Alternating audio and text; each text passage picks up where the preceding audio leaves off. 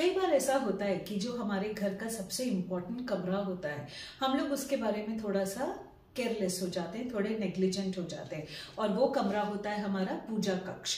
तो आज मैं कुछ पॉइंटर्स आपके साथ में डिस्कस करूंगी, क्योंकि पूजा कक्ष जो है वो सबसे इम्पोर्टेंट घर का हिस्सा है, बिकॉज वहीं से हमारे घर में सुख समृद्धि जो है वो आती है। तो उसका हमें बहुत ध्यान रखना चाहिए। तो जो सबसे पहला पॉइंटर है कि आप अपने मंदिर को नॉर्थ ईस्ट डायरेक्शन में लगाने की कोशिश करें घर के, क्योंकि वो जो कॉर्नर है उसे हम ईशान कोण के नाम से जानते हैं।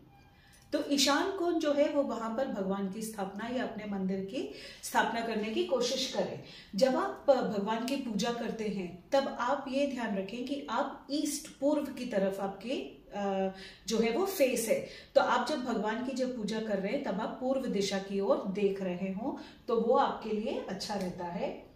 जो आपका मंदिर होता है वो, क्योंकि हम नॉर्थ ईस्ट में रख रहे हैं, ईशान कोण में रख रहे हैं, तो वो जो कॉर्नर है नॉर्थ ईस्ट का वो सबसे हल्का कॉर्नर होना चाहिए हमारे घर का। तो यहाँ पर जो है मंदिर में आपको बहुत ज्यादा मूर्तियों की स्थापना या बहुत हैवी मूर्तियों की स्थापना नहीं करनी चाहिए। छोटी मूर्तियों की स्थापना करें एंड उसको थोड़ा सा हल्का रखने की कोशिश करें। राइट, मंदिर में जो है ऊपर आपका, जो हम जब मंदिर खरीदते हैं तब हम लोग क्या करते हैं कि ऊपर रूफटॉप वाला मंदिर खरीद लेते हैं।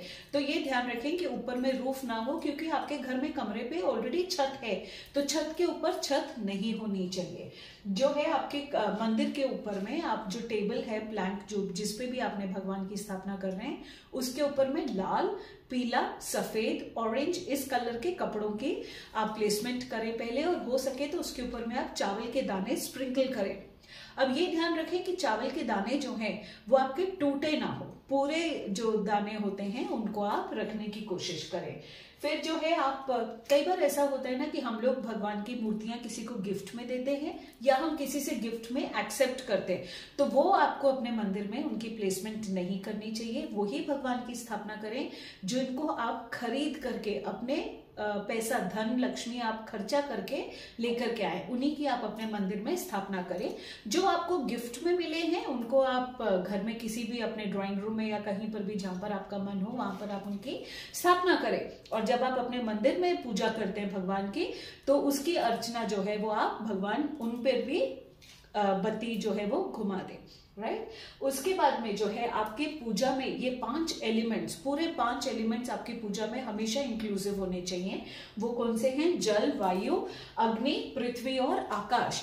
अब जल जो है वो पानी का लोटा आपको अपने मंदिर में भर के रखना चाहिए, क्योंकि पानी जो है ना वो नेगेटिव एनर्जीज को खींचने का सबसे अच्छा स्रोत है। तो सुबह जो है ये पानी को आप तुलसी जी में डाल दें या किसी भी पौधे में डाल दें, अन्य पौधे में, बट पैरों में ना आए ये पानी। रोज आप पानी को बदलें सुबह। फिर उसके बाद में जब आप पूजा करते हैं तो मेक श्योर कि आप धूप का जला रहे हैं, धूप लगा रहे हैं। फिर आप बत्ती, जो अग्नि जो रिप्रेजेंट करता है बाती, आप उसकी भी आप उसको लगा रहे हैं। फिर पृथ्वी जो हमारा तत्व है वो होते हैं हमारे फल और फूल, तो फलों को आप अर्पण करें, फूलों की आप भोग लगाए भगवान को।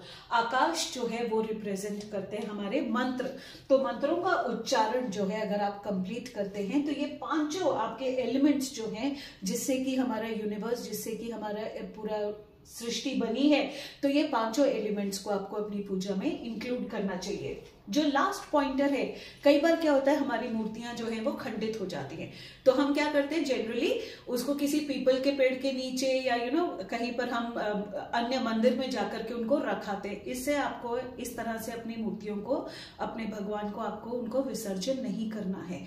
आपको प्रॉपर बहते हुए पानी में अपने आइडल्स को जो है वो उनका विसर्जन करें। तो these are just the normal pointers जो आप थोड़ा सा अगर ध्यान में रखेंगे तो आपके घर में सुख समृद्धि हमेशा रहेगी। अगर वास्तु रिलेटेड आपके कुछ इश्यूज हैं तो you can contact me for consultation. Call me up at 7898578101। मेरे कोर्सेज भी चलते हैं वास्तु के, अगर आप उसमें एनरोल करना चाहें तो you are most welcome. Have a nice day.